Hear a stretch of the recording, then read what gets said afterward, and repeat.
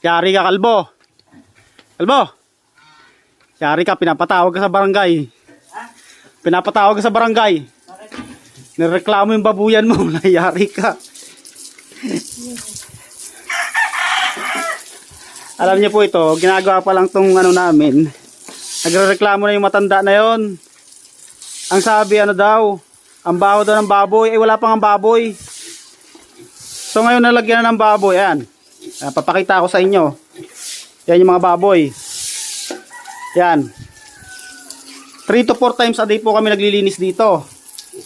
Ayan. Tingnan nyo naman. Mayroon kaming deposito. Malaking deposito yan. May source ng tubig. May tubig yan na panlinis. Oh. Ayan yung deposito namin. Napakalaki niyan. Halos 2 taong nakatayo ang ano yan. Ang laki at lawak niyan. Tingnan nyo naman. Oh, malinis, maayos tong... Ang mabaho daw. Anat talaga matanda yan. Ang ano kasi, ano ba yung malapit sa ilong, kalbo? Bunganga. Eh baka yung bunganga niya na amoy niya. At saka tingnan nyo naman to, bundok. Bundok to. Oh, tingnan nyo yan, oh. Yan yung sa amin, yung bahay namin. Oh. Tingnan nyo yan. Mapuno, bundok. Tapos ang hangin talaga dito kasi bundok talaga yan, oh. Kita ko sa inyo, bundok yan. Ang hangin dito pataas. Diyan sa may likod dyan, pumunta ka dyan, may maamoy ka dyan, pero hindi talaga mabaho. Tsaka yan, lagi malinis yan. Lagi na de-drain yan. Kinuha ko na to ng permit, pina-inspection ko na to kahapon sa munisipyo. Hinintay ko na lang yung result. Siyempre nililegal namin lahat yan, lahat ng ginagawa namin negosyo. Eh matanda kasi, ewan ko ba kung anong klaseng inggit ang nasa katawan nun. Lagi yun.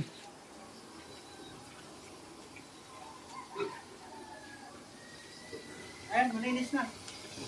Lagi naman pating malinis yan eh. Tingnan nyo naman oh. Ayan oh. Ayan ang labasan ng dumi niyan. Papunta yan sa deposito. Oh. Wala amoy ka. Kahit mag-picnic ka dito, wala kang maamoy na baho dito. Lang iya. Bagay sa negosyo kasi ganyan talaga. Meron talagang bagay. Ano sila eh? Ano siya eh? Ayaw niyang umangat yung pamangkin niya. Ayaw niyang umangat sa buhay. Lahat ng pahinira ginagawa niya. Ayan, bukas kalbo, pupunta ka sa barangay, yari ka. Kaya dala siya ng barangay, okay lang. Walang problema. Napaka ko ng permit to. May permit talaga yan. Paano ko talaga ng permit yan. Kasi lahat ng ginagawa ko negosyo, lahat yan, legal yan. Oh, 17 piraso po ito. Itong aming mga partner dito. Ayan. Sige. Ako, nire-respeto ko siya, pero sumusobra na talaga, hindi ko na kaya eh. Oh, ayan. Tingnan ko mga kulungan namin, malinis at maayos lagi yan. Oh. Nag-disinfect pa kami dyan. Mabaho kahit lumapit ka rito. Kung may maamoy kang baho dito.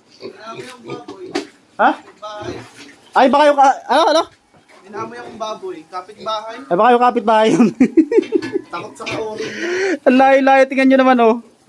Madahon dyan, madamo. Bago dumating sa kanila kung ano eh, nasasala ng ano yan. Tsaka bundok na to, tingnan nyo, taas-taas na yan oh. Oh, pabundok na yan.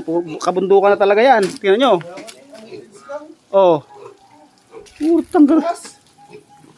Nabuksan. Number 1 kasi talaga pag may babuyan ka, kailangan may deposito yan. May tapon na ng dumi. Ayan.